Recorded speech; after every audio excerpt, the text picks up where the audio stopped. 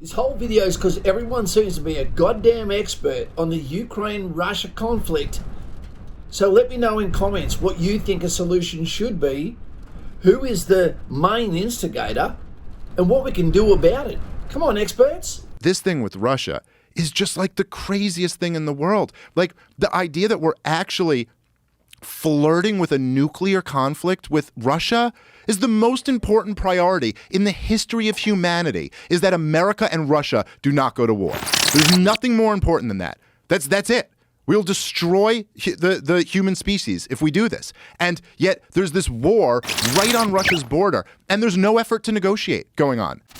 Российская армия теряет.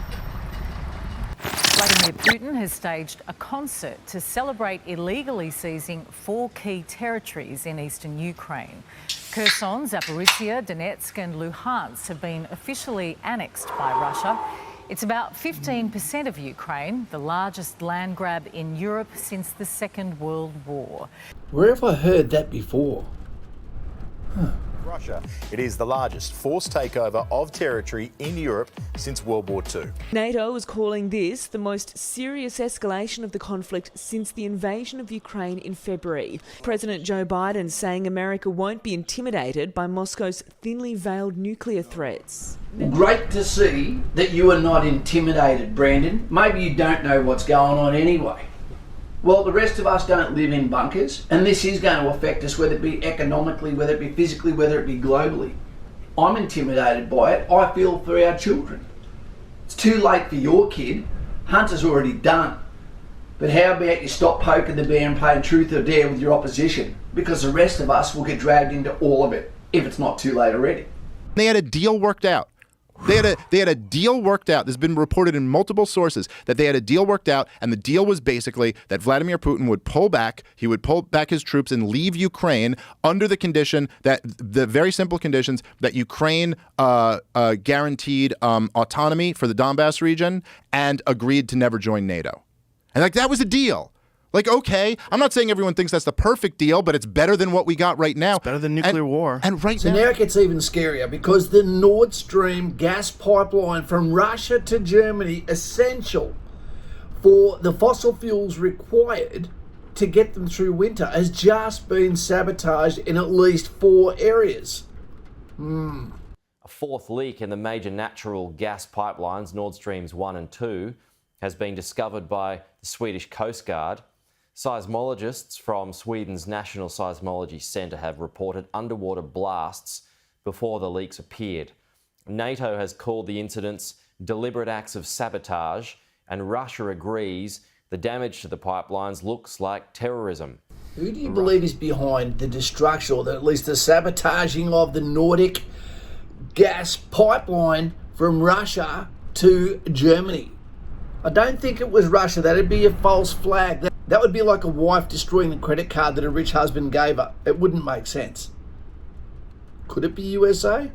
Probably. Dude, the official narrative on this whole war, it's just like it makes no sense. And again, like I said, remember, the same people who are pushing this are the ones who are telling you Saddam Hussein had weapons of mass destruction and stuff. But what the do you official expect NATO to say, considering they're an enemy of Russia? Really, I'm not here to scare anyone. It's not my job. I don't need the clicks. We don't need any of the nonsense, okay? But this is serious. We're in a really dangerous place right now. The sabotage of the crucial Nord Stream pipeline delivers gas from Russia to Germany is a really big deal. It's the kind of event that can spark a world war. I'm worried that the U.S. is slow walking its way directly into World War III, and the guy in the White House has his head, I'll get kicked off cable if I tell you the rest. So who did it? Who blew up the pipeline or pieces of it? That's the multi-billion-dollar question. The blame game's already in full swing over who's responsible. So I'm going to break it down briefly and show you why I'm concerned about, again, a slow walk into World War III, which is a really bad thing because the golden rule of my show is don't get dead, and we don't want to get dead, especially on a global scale.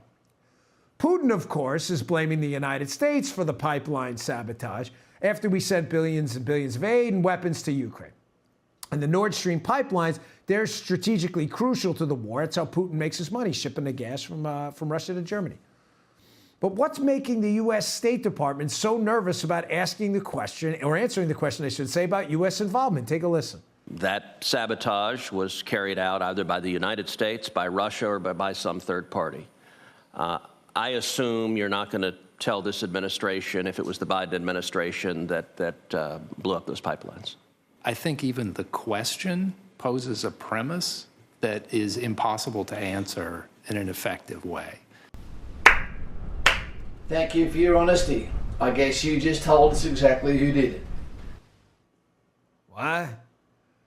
Of course, rumors ignited when this soundbite from Biden resurfaced from before Russia invaded Ukraine.